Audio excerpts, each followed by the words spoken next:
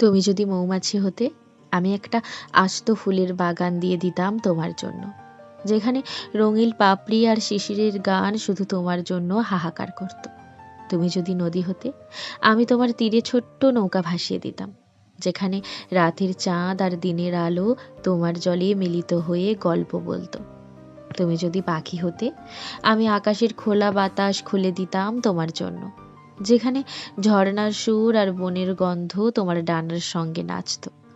তুমি যদি তারকা হতে, আমি অন্ধকার রাতের ছায়ায় প্রতিটি আলো জ্বালাতাম, যাতে তুমি যত দূরেই থাকো না কেন, আমার হৃদয়ের আকাশে তোমার আলো কখনো নিভতে না পারে।